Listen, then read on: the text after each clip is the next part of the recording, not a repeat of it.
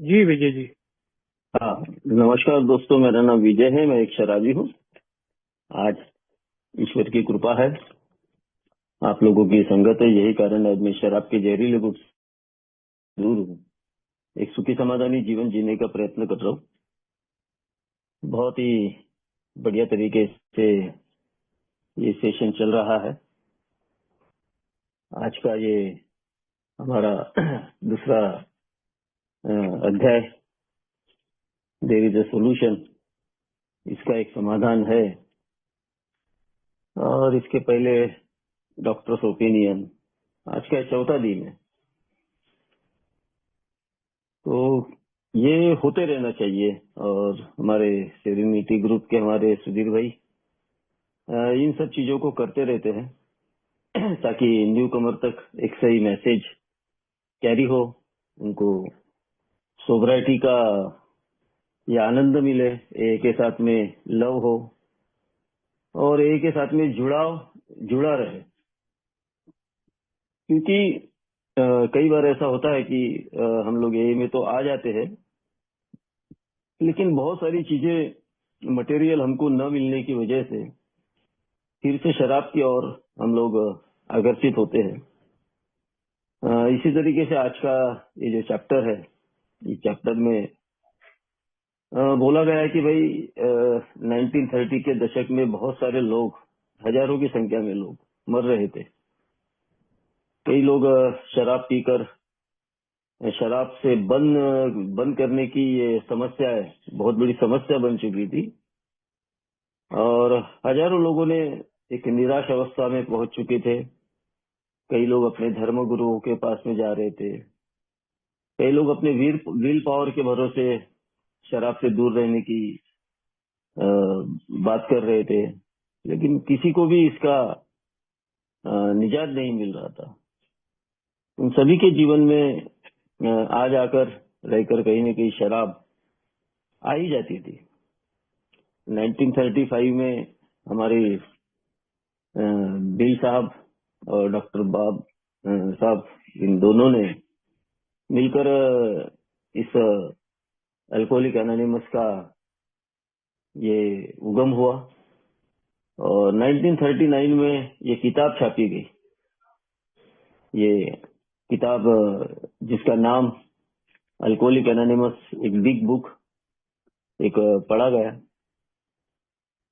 इस पुस्तक में उन्होंने हमारे प्रॉब्लम्स के बारे में बात किया।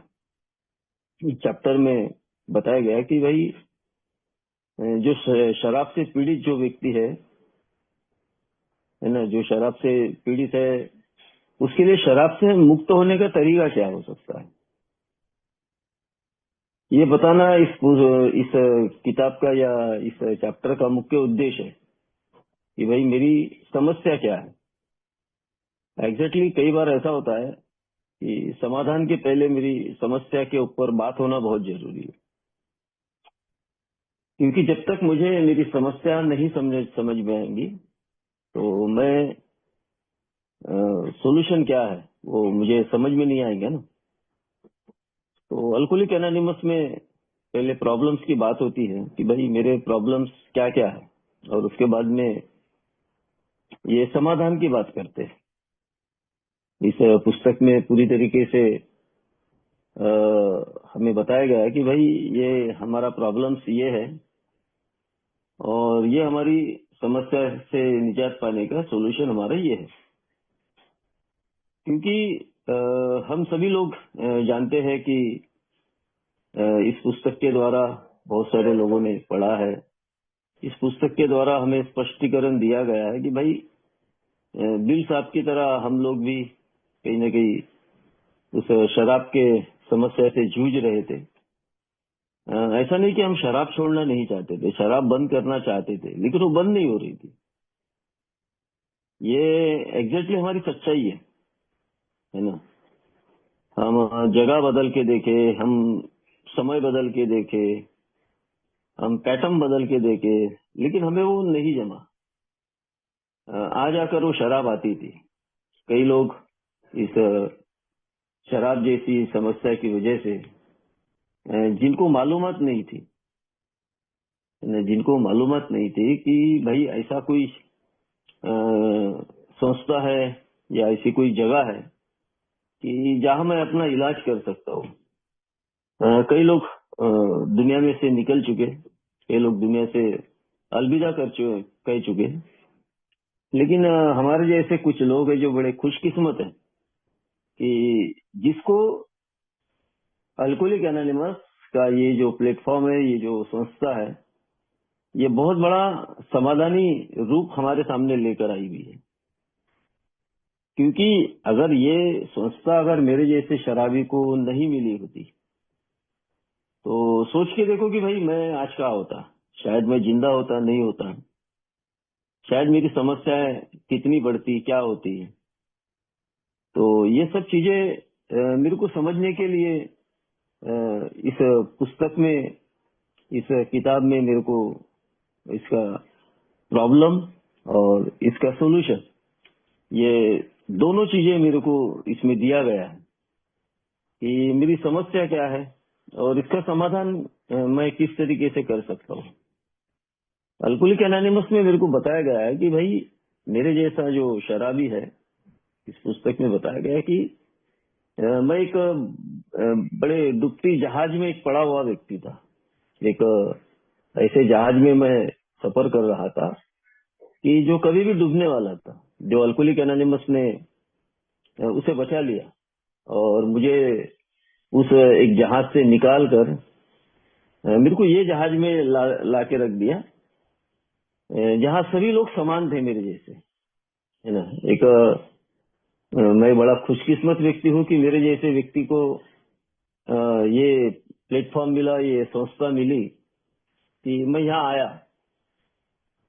है ना। और मैं इस आप लोगों के साथ में इस यात्रा में मैं शामिल हुआ, क्योंकि ये यात्रा बड़ी शुरू में मेरे को बड़ी कॉम्प्लिकेटेड लगती है, बड़ी कठिन लगती है कि मेरे को कोई, जब मैं देखता हूँ कि भाई बहुत सारे लोग बड़े बड़े अधिकारी है, कोई बड़ा है, कोई छोटा है, कोई ये है, सब टाइप के लोग हैं। तो मेरे को अंदर से थोड़ी ग्लानि होती है कि यार ये मैं कहाँ इधर आ गया, क्योंकि मैं थोड़ा नर्वसनेस सिस्टम का व्यक्ति हूँ। यहाँ मेरे को बताया गया है कि भाई मेरे को ये सब चीजें समझने की या कुछ करने की कोई जरूरत नहीं है। हम सब एक ही कश्ती में सवार हैं, हम सभी लोग एक कश्ती में सवार है, जिन सबको हमको पकड़कर वो चप्पू चलाना है और अपने किनारे पे लगना है। कौन कैप्टन है, कौन ऑफिसर है, कौन चपरासी है, इसको कोई नहीं देखना। सबका कॉमन प्रॉब्लम है, वो है शराब। तो जब मेरे को ये बात समझ में आ जाती है इस किताब के द्वारा कि भाई हम सबका एक कॉमन प्रॉब्लम है, वो है शराब, कोई बड़ा नहीं और कोई छोटा नहीं, तो वहां मेरी जो ग्लानि है वो थोड़ी सी निकलना शुरू हो जाता है। यानी मैं निराश अवस्था से निकलकर मैं इस अवस्था में पहुंचने के इसमें रहता हूँ कि भाई मैं अभी इस संस्था के साथ में अपने आप को समझ सकता हूँ। अब मैं जब जैसा जैसा आगे बढ़ता हूँ इस संस्था के साथ, इस फेलोशिप के साथ, तो मेरे से पहले आया हुआ जो शराबी है वो मेरे को कुछ चीजों के बारे में समझाने की कोशिश करते रहता है, कुछ चीजों के बारे में बताने की कोशिश करते रहता है। मैं अपने कान खुले अगर रखकर सुनने का और उस पर विश्वास करने का काम करता हूँ तो मेरे को बात समझ में आती है। शायद मेरे को शुरू के वक्त में ये चीजों के से कोई इतना लगाव नहीं लगता या कोई इतना ये नहीं लगता, लेकिन जैसा जैसा एक ही मीटिंग्स में करते रहता हूँ, एक के साथ में आगे बढ़ते रहता हूँ, तो मेरे को समझ में आता है कि ये एक बीमारी है ना। मेरे को प्रॉब्लम के बारे में बताया गया है कि भाई इस पुस्तक में मेरे को बताया गया है कि भाई आप जो दारू पी रहे थे वो कोई इसकी वजह से नहीं पी रहे थे कि भाई आपको पीना है करके, नहीं, एक आप बीमार व्यक्ति थे, है ना। और वो बीमारीपन आपका इतना ये हो गया था कि आप उससे लापरवाह हो चुके थे। कई बार बाहर के जो दुनिया के लोग हैं तो मेरे जैसे शराबी को ये समझते थे कि भाई एक पापी व्यक्ति है, एक कलंकित है, ये लापरवाह व्यक्ति है ना। शायद ये जो चीजें हैं ये मेरे को बाहर की दुनिया में सुनने के लिए मिली है। मेरे को बोला गया कि साला ये जानवर है, जानवर की जैसा ये काम करते रहता है। लेकिन उन लोगों तक ये बात की सच्चाई नहीं थी, इस बात का वास्ता नहीं था शराबीपन एक बीमारी है करके। और इस बीमारी में मेरे जैसा शराबी फंसा हुआ है। मेरी पत्नी मुझसे गुस्सा करती थी, नफरत करती थी। मैं वो नफरत की वजह से, बोलो माँ बाप की नफरत, समाज की नफरत, मेरे जैसा शराबी वो बार बार शराब की ओर जा रहा था। वो मैं समझ ही नहीं पा रहा हूँ कि भाई ये हो क्या रहा है। हम सभी लोग चाहते थे कि भाई मैं नहीं पीऊं, मैं अपनी बर्बादी नहीं करूं, लेकिन ये बात समझ में नहीं आ रही थी कि इसको बंद कैसा करूं। बिल साहब ने पहले ही कहा कि हमारे जैसे बिल साहब के जैसे उस टाइम 1930 के दशक में हजारों की संख्या में जो लोग हैं जो पीड़ित थे, जिन्होंने कई प्रकार के प्रयत्न कर लिए थे, लेकिन वो शराब से दूर नहीं हो पा रहे थे। इसका मतलब कहीं ना कहीं मेरे जैसे शराबी को ये बीमारी हो चुकी है। ये बात का विश्वास कर पाना है ना, ये मेरे लिए जरा कठिन था, क्योंकि कोई भी व्यक्ति ये नहीं चाहता या ये नहीं सोचता कि वो बीमार है। वो इस शराब के चंगुल में फंस चुका है। कई बार ऐसा होता है कि भाई मैं शराबी हूँ, मैं खुद इसको शुरू किया तो मैं इसको बंद भी कर सकता हूँ। इसका वर्णन बड़े अच्छे तरीके से बोला गया है कि शायद हो सकता है कि कुछ लोग जो शराब से पीड़ित है वो भयंकर शराब पिएंगे, लेकिन उनके जीवन में अगर कुछ महत्वपूर्ण चीजें, कुछ अच्छी चीजें होती है तो वो शराब छोड़ देंगे कुछ दिनों के बाद, है ना। वो कुछ दिनों के बाद वो शराब छोड़ देंगे। कुछ लोग होते हैं कि भाई जिनको शराब की समस्या तो है, लेकिन वो उतना नहीं मानते। लेकिन एक जो शराबी होता है, वो मेरे जैसा शराबी, जो अट्टल शराबी, जो सच्चा शराबी, एकदम पक्का शराबी, जो चाह कर भी कोई अच्छी चीज हो, चाहे बुरी चीज हो या कुछ भी हो, उसको सिर्फ शराब होना है और कुछ नहीं होना है। अगर उसको कोई सफलता मिलती तो वो शराब पिएगा, मान प्रतिष्ठा मिलती तो शराब पिएगा, अपमान मिलेगा तो शराब पिएगा। तो मैं वाकई में एक ऐसे डूबते हुए जहाज में सफर कर रहा था। वो सही बात है एकदम, है ना, कि एक डूबता हुआ जहाज, और वो मैं भी खुद डूब रहा था, दूसरे लोग भी उसमें सवार थे जो डूब रहे थे। जो इस बीमार लोगों की संगत में मैं फंस चुका था, वो भी बीमार थे, मैं भी बीमार था। लेकिन उस बीमारी का परिणाम स्वरूप कोई बताने वाला नहीं था कि जिंदगी हमारी क्यों डूब रही थी, क्यों उस मझधार से हम लोग बचना चाहते थे, लेकिन बच क्यों नहीं पा रहे थे, है ना। क्यों सबके सब लोग डूबने के लिए तैयार थे, क्यों सबके सब लोग मरने के लिए तैयार थे। ये एक प्रश्नार्थक चिन्ह है। ये एक ऐसा प्रश्नार्थक चिन्ह है कि जहां मेरे जैसा शराबी अपने आप को जब कोसता है, अपने आप को देखता है, तो मैं समझता हूँ कि यार मेरे वजह से इस बीमारी के में जब झुलस रहा था मैं, तो मेरा मन चिड़चिड़ापन और मेरे बच्चों की जो दशा, है ना। तो मेरी दुखी पत्नी, माता पिता, ये जो सभी लोग हैं, ये मेरे से कितने ग्रसित थे, ये मेरे से कितने ग्रसित लोग थे कि मैं अपने आप को समझ नहीं पा रहा था कि ये सब कारणीभूत मैं अकेला हूँ, कारणीभूत मैं अकेला हूँ।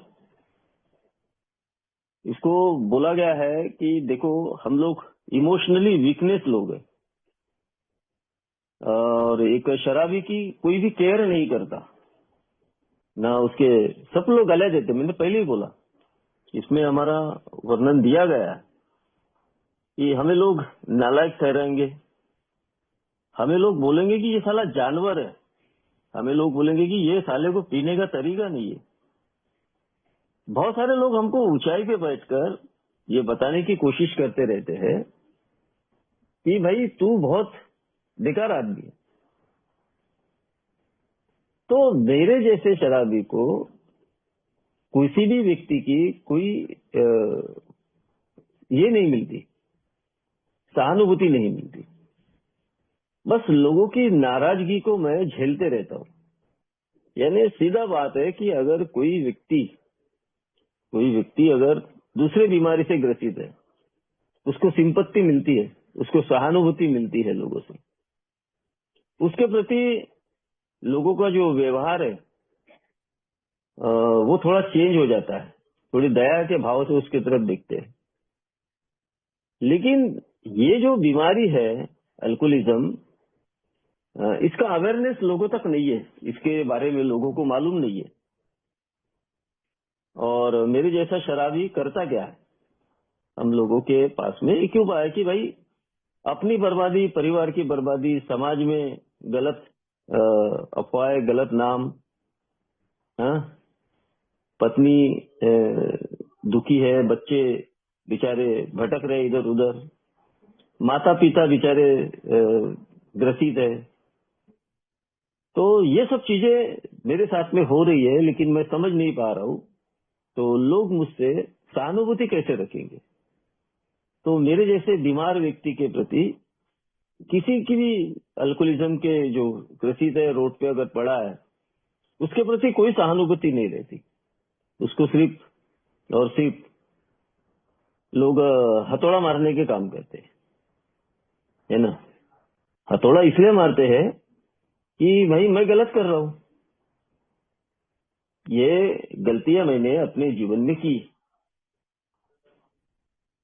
अल्कोहलिक एनोनिमस में जब मेरे जैसा शराबी आ जाता है तो उसको बहुत सारी चीजों का ज्ञान मिलना शुरू हो जाता है, क्योंकि वो सुनते सुनते, इसलिए बोला गया कि भाई मैं सुनते रहूं। इन्हें किसी को बांध कर नहीं रखा है, मेन बात तो ये है, इन्हें किसी को बांध कर नहीं रखा है। जैसा शराब के ठेके पे मेरे को बांध के रखा था ना मैंने अपने आप को, वैसा ए ने मेरे को फ्रीडम दिया है। तो ए ने फ्रीडम दिया है, तो उस फ्रीडम का मैं सही यूज करूं। समाधान कुछ मेरे हाथों में है, कुछ सोल्यूशन मेरे हाथों में है।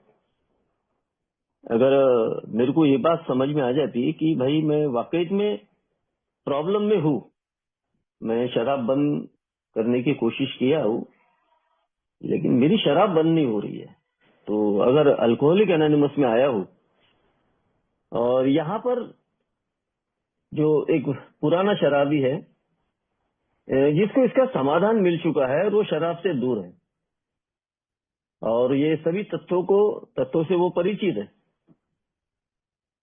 तो मैं उसके साथ में जुड़ जाऊं, तो मैं एक उसके साथ में एक तालमेल बनाऊं।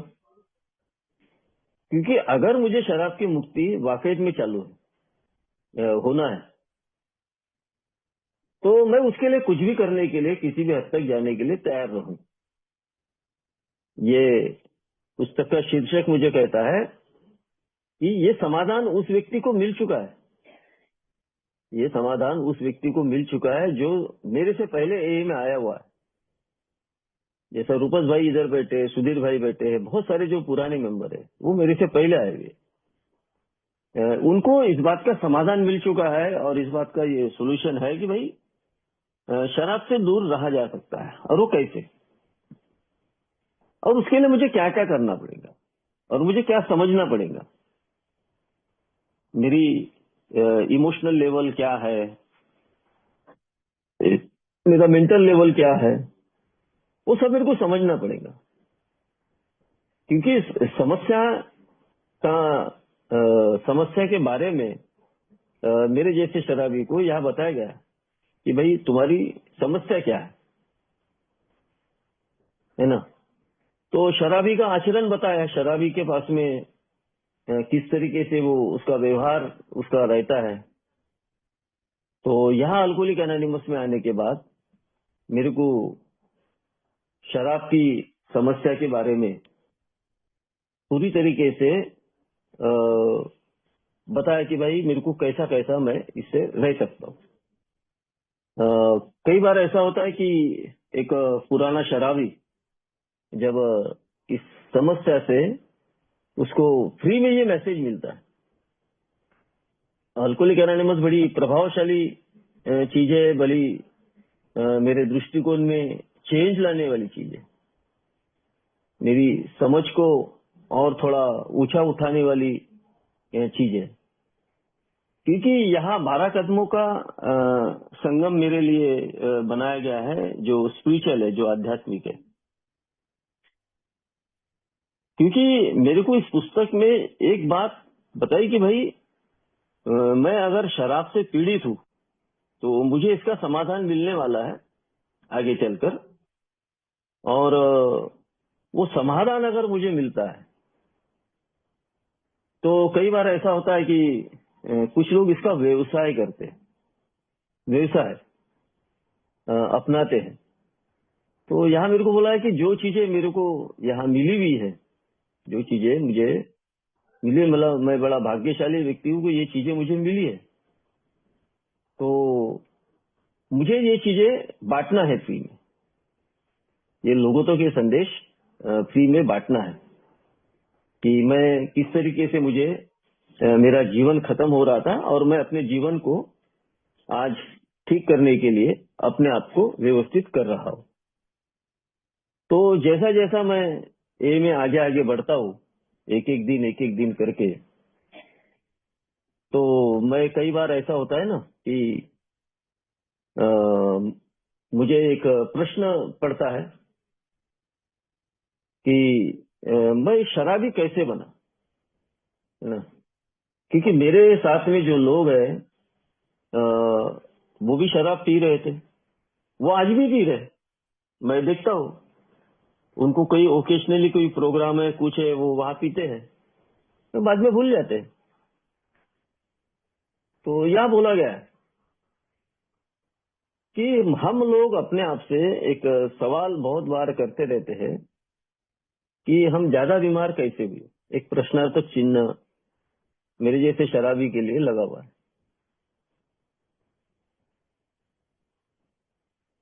तो ये जो चीजें हैं, ये मैं अपने आप से क्यों पूछ रहा हूँ कि भाई बाकी लोग बराबर पी रहे और मैं कंट्रोल ड्रिंकिंग में जब भी पीने गया मैं नहीं पी सका, और अल्कोहलिक एनोनिमस बोल रही है कि भाई मैं बीमार हूँ, है ना। तो डॉक्टर सिल्कवर साहब क्या बोलते हैं? डॉक्टर सिल्कवर साहब का एक ही बड़ा अच्छा एक कहना है कि मन और शरीर ऐसी निराश स्थिति से कैसे उबर आए। यदि आप भी अगर शराबी है जो इस रोग का हल ढूंढ रहे हैं, तो आप पहले यह पूछ रहे होंगे कि मुझे क्या करना होगा। यानी डॉक्टर सिल्कवर्थ ने बोला गया है कि भाई हमारा शरीर ऐसे एक निराश स्थिति में पहुंच चुका था, ऐसे एक निराशा में हम लोग थे, और हमारा जो शरीर और हमारा मन, ये दोनों चीजों को ये बीमारी लगी हुई है ना। तो हम लोग अपने आप को अ, व्यवस्थित नहीं कर पाएंगे, क्योंकि ये शरीर और मन की बात आई है। हमने कई बार देखा है कि भाई हम अकेले जाकर पीना शुरू किया, है ना। कई बार हमने प्रयोग किए ना, कई बार देखा कि अ, कई जगह बदल कर देखे, बहुत सारी चीजें ऐसे हमने कर देखे। हमें हल्का नशा करके देखा तो हमें उसका फायदा नहीं हुआ, हमें उसका फायदा नहीं हुआ। क्यों नहीं हुआ फायदा? फायदा इसलिए नहीं हुआ कि हमारा जो शरीर है और हमारा जो मन है वो उसका आदी बन चुका था, यानी वो बीमारी में कन्वर्ट हो चुका था।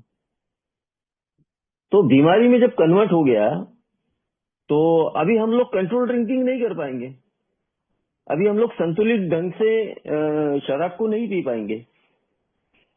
ये बात विशेष करके हमें बताई गई कि भाई बाकी लोग पी सकते हैं, जो जिनको ये बीमारी नहीं हुई वो लोग संतुलित ढंग से शराब पी सकते हैं, छोड़ सकते हैं, वो कभी भी कुछ भी कर सकते हैं। लेकिन मेरे जैसा शराबी जो असल शराबी है वो सामान्य रूप से शराब नहीं पी सकता, है ना। वो सामान्य रूप से शराब नहीं पी सकता। इसी का कारण है कि भाई मैं अकेला पीऊं, चार लोगों में भी पीऊं, कुछ भी करूं, लेकिन मेरी शराब मेरे पर हावी हो जाती है। और मेरी शराब जब मेरे पे हावी होती है तो मैं उसे देखता हूँ कि भाई मैं उसका कुछ भी नहीं कर सकता हूँ, मैं एक अपाहिज बन जाता हूँ। तो यहाँ मेरे को बोला गया है कि भाई एक बोला नीचे एक एक छोटा सा एक दिया है कि एक विशेष किस्म ज्यादा पीने वालों की भी होती है। ऐसे शराब की लत इतनी अधिक हो सकती है जो उसे धीरे धीरे शारीरिक और मानसिक रूप से अपाहिज कर देती है, शारीरिक और मानसिक रूप से उसको अपाहिज कर देती है।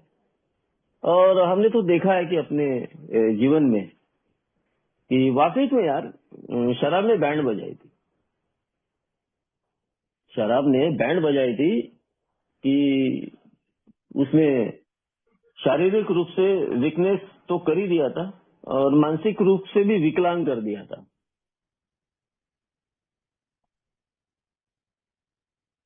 गलत क्या बोला गया?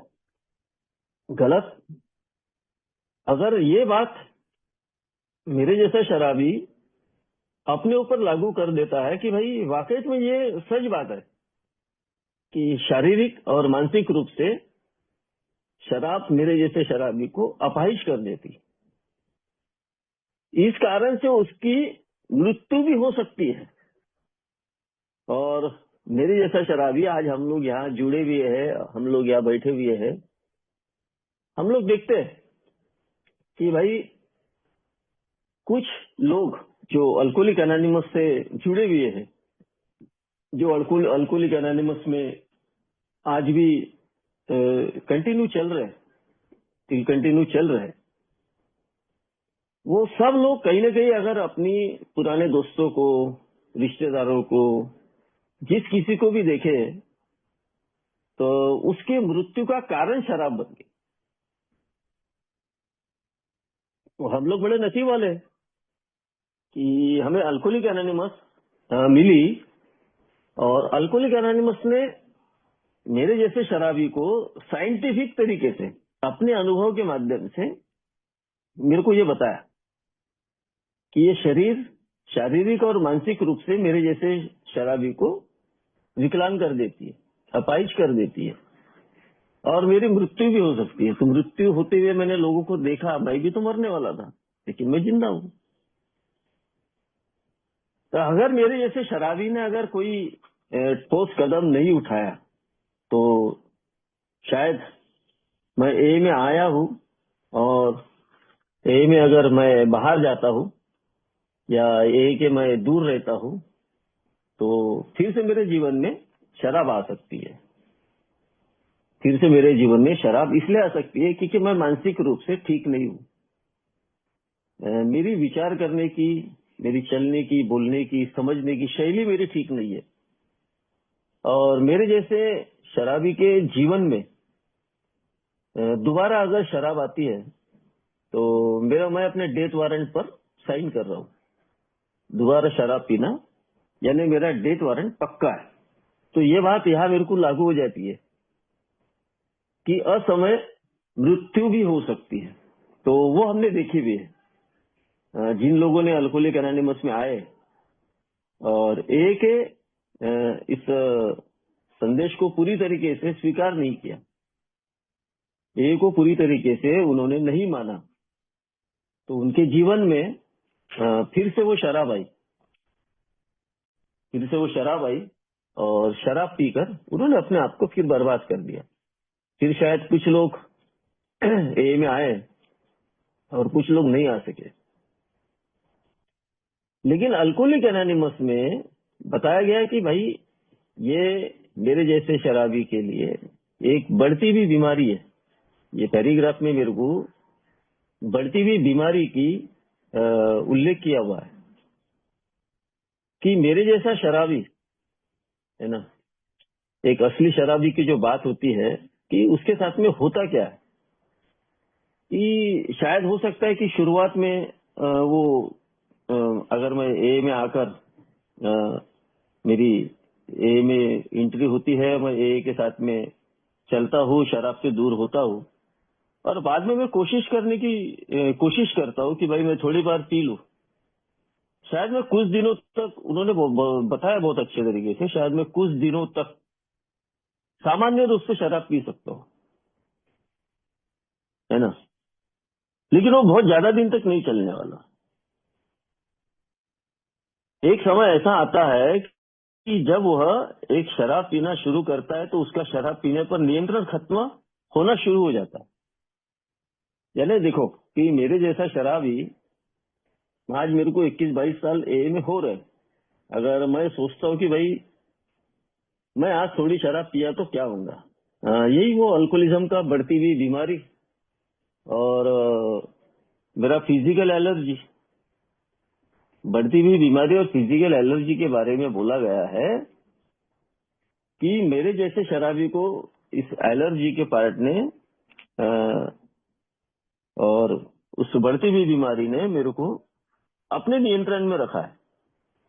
अगर मैं फिर से अगर ये कोशिश करूंगा तो मैं सामान्य तौर पर कुछ दिन तक शराब को व्यवस्थित पी पाऊंगा, और मैं ये बोल भी दूंगा कि देखो अब मेरे को व्यवस्थित जम रहा है, लेकिन ऐसा हमेशा के लिए नहीं होगा। शायद कुछ दिन तक रहेगा, है ना, शायद कुछ दिन तक रहेगा, लेकिन बाद में मैं वही अपने औकात पर आ जाऊंगा, और मेरी औकात वही है कि अपनी बर्बादी अपने हाथों से खुद ही करना। तो मेरे को अपने आप को अलर्ट करना पड़ेगा और ए में पूरी तरीके से खुद को इन्वॉल्व करना पड़ेगा, क्योंकि बीमारी बढ़ने वाली है। एलर्जी मुझे हो चुकी है। एक छोटी सी इसमें एक बड़ी कहानी मस्त लिखी हुई है।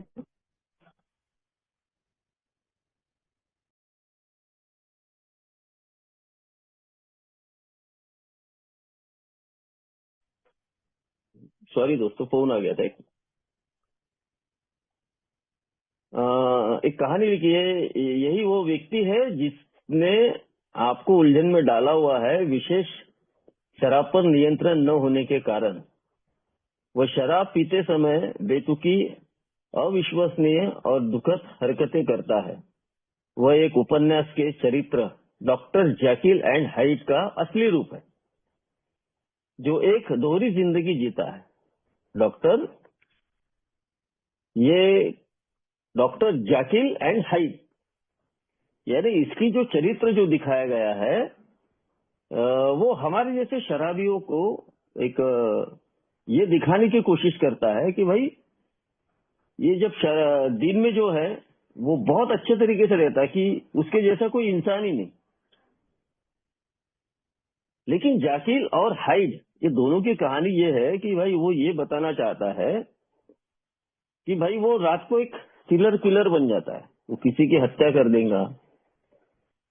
ये उपन्यास का वो चरित्र बताया गया है। एग्जैक्ट ये जो चरित्र है ये मेरे जैसे अल्कोहलिक के लिए फिट बैठता है। मैं अगर शराब नहीं पी रहा हूं तो मैं दुनिया के लिए बहुत अच्छा व्यक्ति हूँ। मेरे परिवार के लोग बोलेंगे, मेरे समाज के लोग बोलेंगे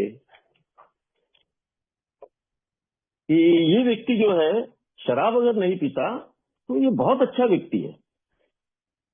और मेरे को अच्छे व्यक्ति को मेरा व्यक्तिमत्व शराब पीने के बाद क्यों चेंज हो जाता है? शराब पीने के बाद मेरा व्यक्तिमत्व क्यों चेंज हो रहा भाई? तो मैं इस उपन्यास के, उस पुस्तक के उस शीर्षक में मैं वहां बिल्कुल मेरा जो दोहरी जिंदगी जीने वाला जो व्यक्ति है, तो वो दोहरी जिंदगी मैं जी रहा हूँ।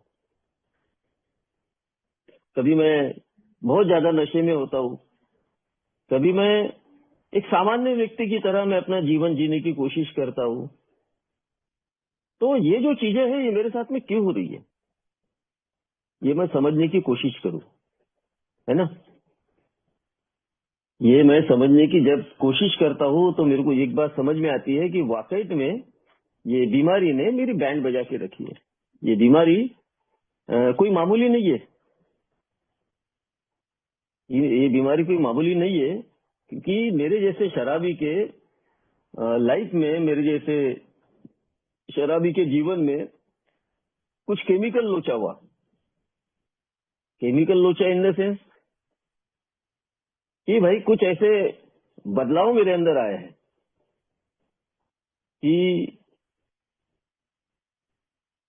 कि बदलाव ऐसे है कि भाई मेरे कोशिश कर रहा हूँ बहुत सारी। ये केमिकल लोचा की बात जो बोलता है इस पैराग्राफ में, कि हम जानते हैं कि जब एक शराबी शराब से दूर रहता है, जो कि वह कुछ महीने और कुछ वर्षों तक रह भी सकता है, तब वो काफी हद तक अन्य लोगों की तरह ही व्यवहार करना शुरू कर देता है।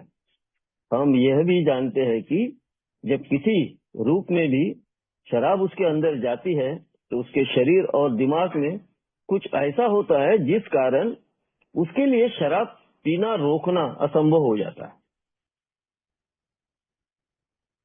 यानी एक केमिकल लोचा है कि भाई वो चाहता नहीं है कि मैं इस तरीके से शराब पीऊं। वो नहीं चाहता है कि मैं अपनी बर्बादी करूं या मैं कुछ ऐसा करूं। लेकिन एक केमिकल लोचा है कि जो मेरे जैसे शराबी के जीवन में जो मेरा माइंड डिस्टर्ब हो जाता है,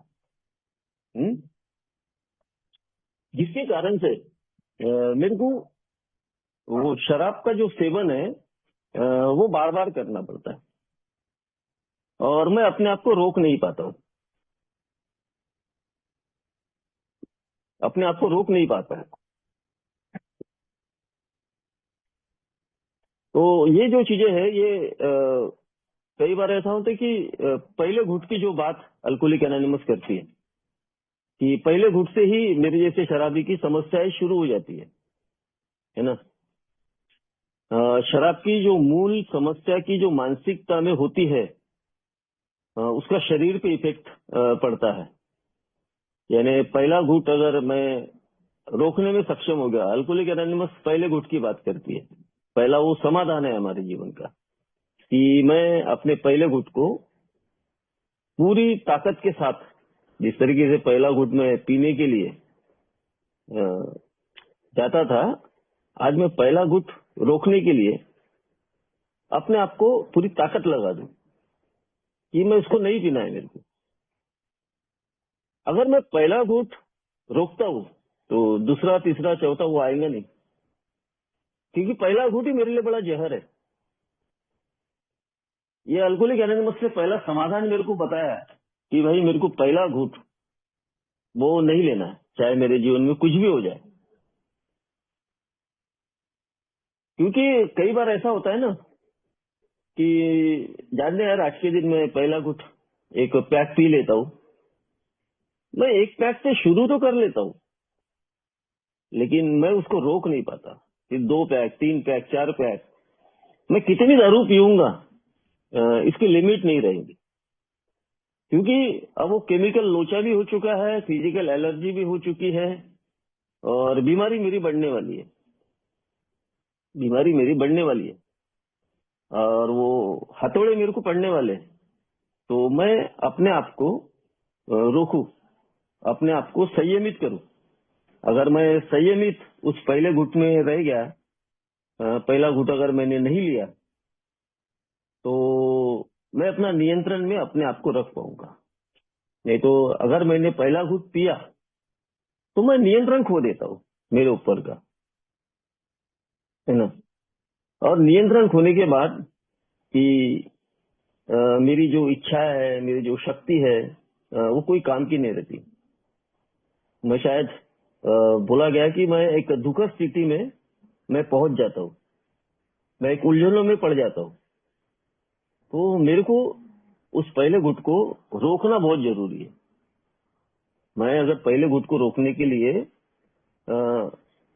सक्षम हूँ, पहले घुट को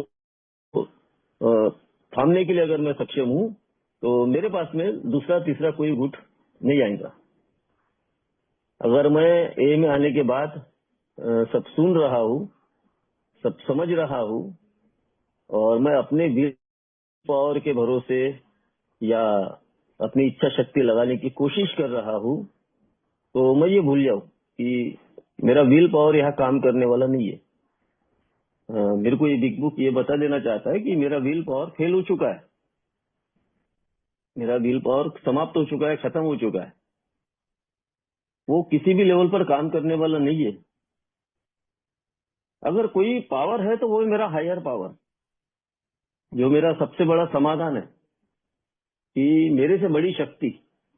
हम सभी लोग कहीं न कहीं एक ऐसे शक्ति के अंडर में हैं, ऐसी एक शक्ति की जो अगर शराब एक बड़ी जानलेवा अगर बीमारी है, तो वो शक्ति मुझे बचा रही है। वो कोई साधारण शक्ति नहीं है। वो कोई साधारण शक्ति अगर होती थी तो शायद मैं नहीं बच पाता था। शायद उसे ईश्वर बोलो, भगवान बोलो, अल्लाह बोलो, खुदा बोलो, जो भी बोलो, वो शक्ति मेरे जीवन में काम कर रही है। यानी हायर पावर मेरे जीवन में काम कर रहा है। वो ईश्वर का कहीं तो भी मेरे जीवन में वास हो रहा है। आगे बोलता है कि आपको अगर इस बीमारी से निजात पाना है तो हमारे पास इसका एक समाधान है ना। इसका समाधान क्या है? इसका समाधान ये है कि उसने बोला, ये पैराग्राफ मैं पढ़ता हूँ आप लोगों के सामने। इसका एक समाधान है, हम में से कोई भी अपने अंदर झांकने, अपने घमंड को कम करने, अपनी कमजोरियों को स्वीकार करना पसंद नहीं करता। ये बात सच है कि मेरे जैसा शराबी जब अल्कोहलिक एनोनिमस में आता है तो वो अपनी घमंड को, यानी अपने अहम को, वन सेकेंड, अपने अहम को वो कम करना नहीं चाहता। उसे पता ही नहीं चलता कि भाई मेरे में कुछ ऐसी कमजोरियां है।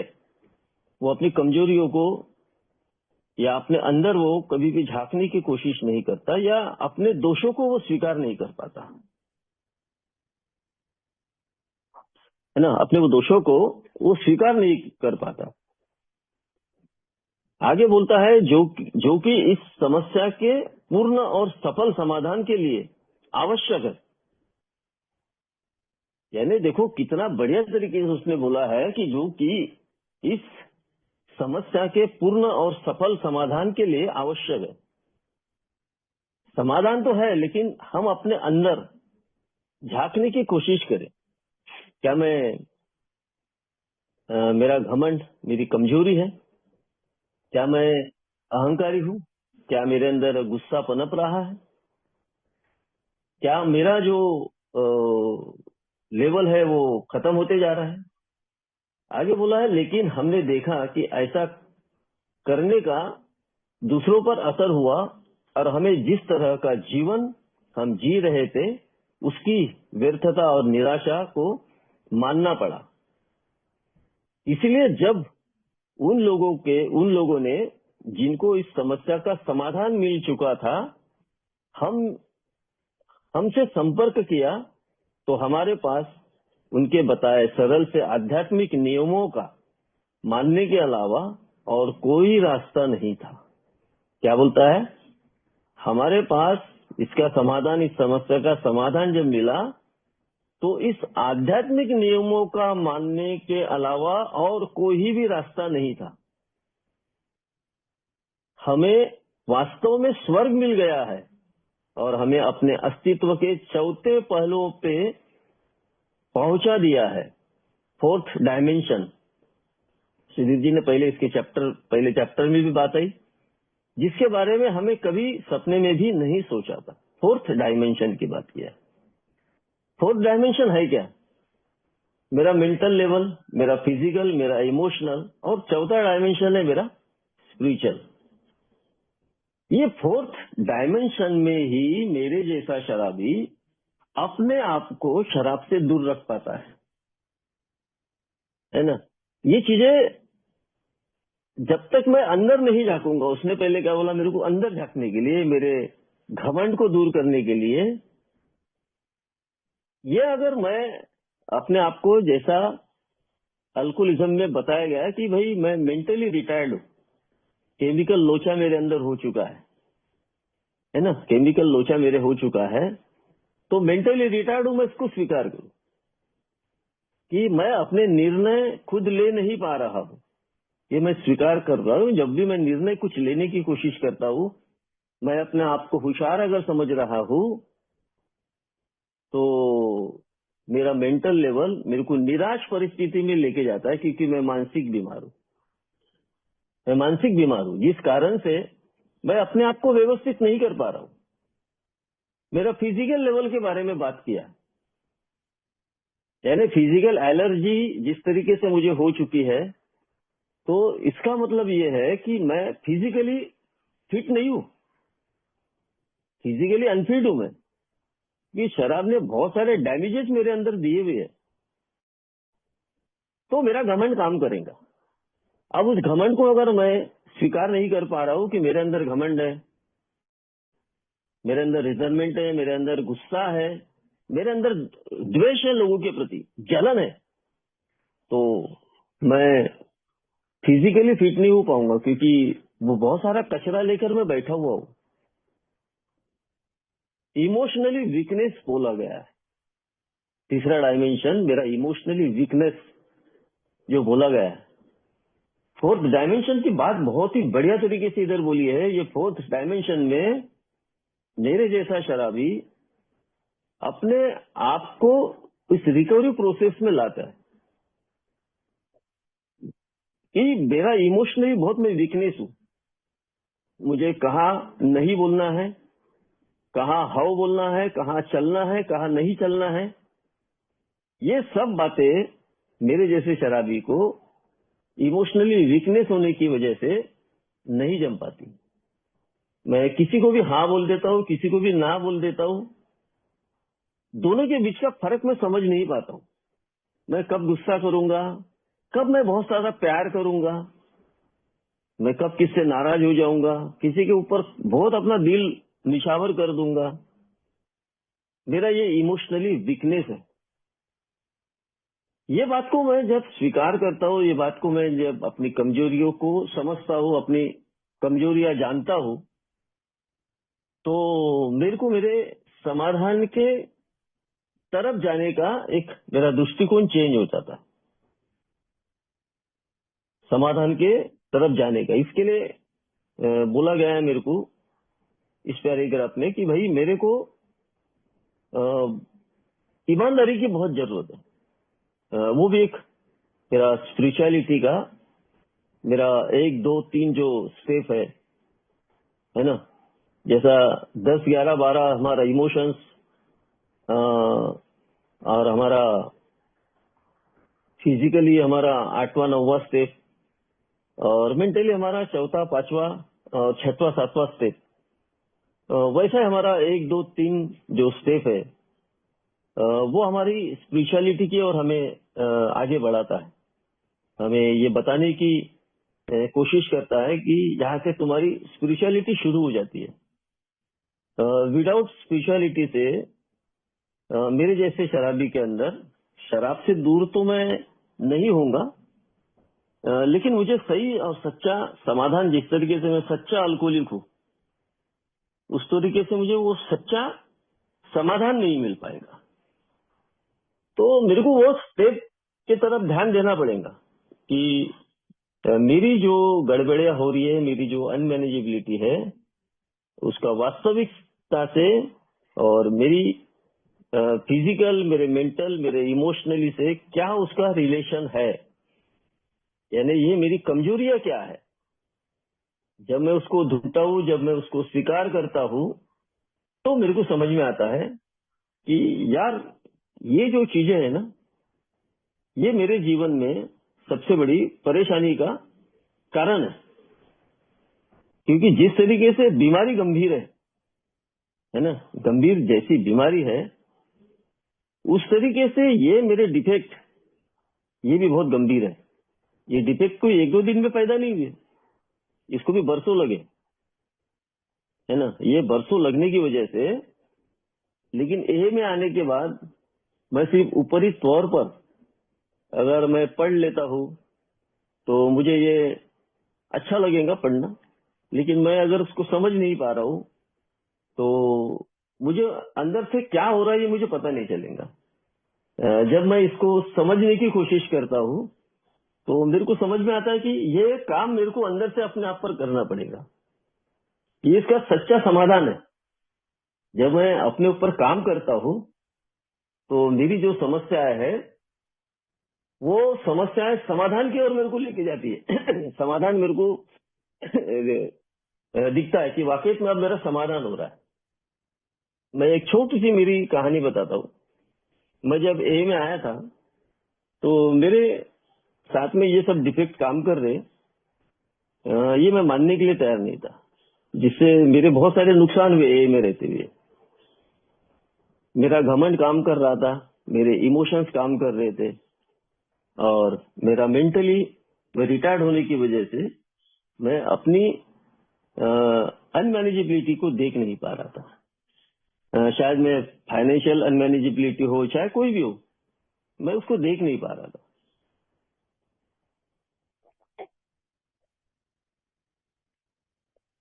जब मैंने उसको देखा, उसको समझा, तो तब तक बहुत वक्त निकल चुका था।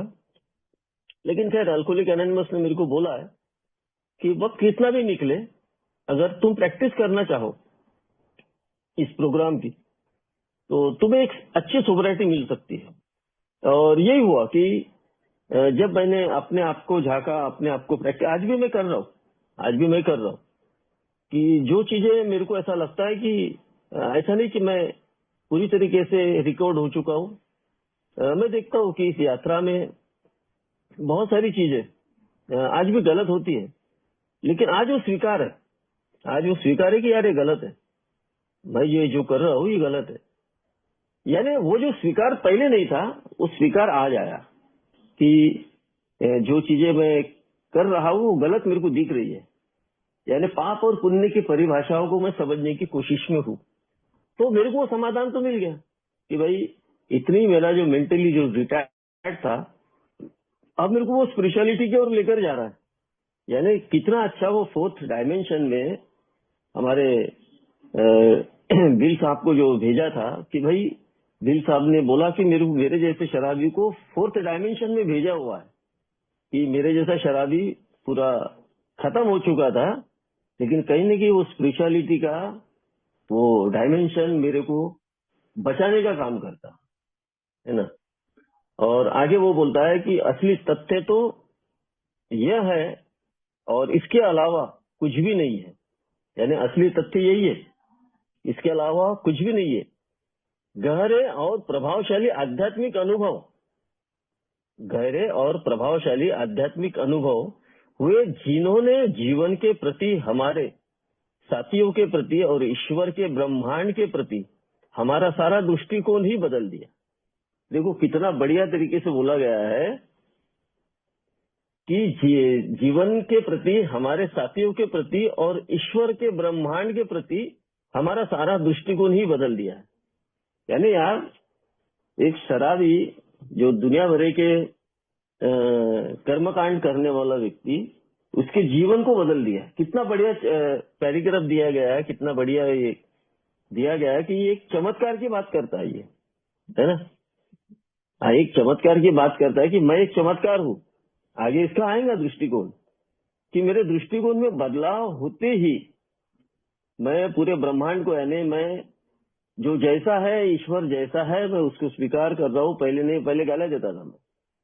जो लोग जैसे हैं मैं उसको स्वीकार कर पा रहा हूँ। पूरे ब्रह्मांड मेरे तरफ से आ रहा है आज कहीं न कहीं। आगे बोलता है कि आज हमारे जीवन का केंद्रीय तथ्य यह है कि हमारे सृजन हाल ने हमारे दिलों में प्रवेश कर लिया है और यह वास्तव में चमत्कार है। यानी मेरे जैसा शराबी यार मर रहा था, मेरे जैसा शराबी जो दुनिया भरे के प्रॉब्लम, दुनिया भरे के समस्या लेकर इधर आया हुआ था, और उसको यार भगवान, ईश्वर, अल्लाह, खुदा, वो उसको मिले और वो मेरा सृजनहार मेरे वास्तव में मेरे जीवन में चमत्कार कर देता है। ये हो सकता है क्या? तो हो सकता है कि मैं पहले कदम को उठाकर देखूं कि मैं अनमैनेजेबल था, मैं पावरलेसनेस था, मेरा पावर कोई काम का नहीं था, मैं अपने लाइफ को व्यवस्थित नहीं कर पा रहा था। मेरा फोर्थ डायमेंशन में बोला है कि मेरा मेंटली खराब था, मेरा फिजिकली खराब था, मेरा इमोशनली खराब था, जिसके कारण से तो मैं ये वास्तव में अपने जीवन में कर रहा था ना।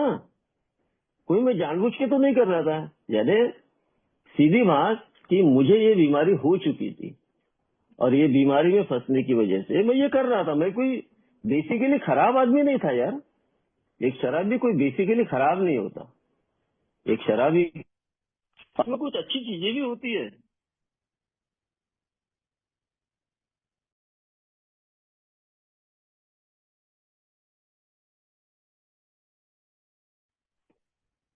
सॉरी दोस्त, एक कॉल आया था। तो मैं मेंटली, फिजिकली और इमोशनली वीक था, जिसके कारण से मेरे जीवन में कोई भी काम करने जाऊं तो मैं वो खराब हो रहे थे मेरे वाले। लेकिन आज अगर मैं इस सोब्राइटी के इस रास्ते पर हूं तो मेरे जीवन में वास्तव में वो चमत्कार होगा, और होता है। चमत्कार क्या है कि मैं अपने आप को आत्म केंद्रित में करूं, अपने आप को समझूं, अपने आप को सोचूं कि वाकई में मैं खराब हूं क्या। तो मेरे को समझ में आता है कि मेरा वक्त खराब था, वो मेरा टाइम खराब था, जिसकी वजह से ये हुआ यार। लेकिन आज कहीं ना कहीं इस बात को मैं समझ पा रहा हूँ, इस बात को अंदर से कुछ हलचल होती है कि ईश्वर मेरे जीवन में काम करता है, वो मेरे जीवन में चमत्कार करेगा, वो मेरे परिस्थिति के अनुसार मुझे वो सब देने वाला है जिसकी चाहत मैं कर रहा हूँ। लेकिन वो मेरी परिस्थितियां मेरे को बताएंगी। वो भी देखेगा कि इसको उतना झेलना आएगा क्या, इसको उतना पेलना आएगा क्या। नहीं तो ये बस उड़ान टप्पू है आज भी। तो मेरे को पहले काम करना पड़ेगा, मेरे को अपने आप पर काम करना पड़ेगा। मेरी जो अल्कोहलिक एनोनिमस ने मेरे को जो बताया, उस पर हमें अगर हम काम करते हैं तो मेरे जीवन में वो चमत्कार होने वाला है। और आखिरी में एक हमारा एक वादा है कि उन्होंने हमारे लिए वह करना शुरू कर दिया जो हम स्वयं कभी नहीं कर सकते थे। यानी जो काम हम अपने लिए नहीं कर पा रहे थे, वो ईश्वर ने हमारे लिए करना शुरू कर दिया।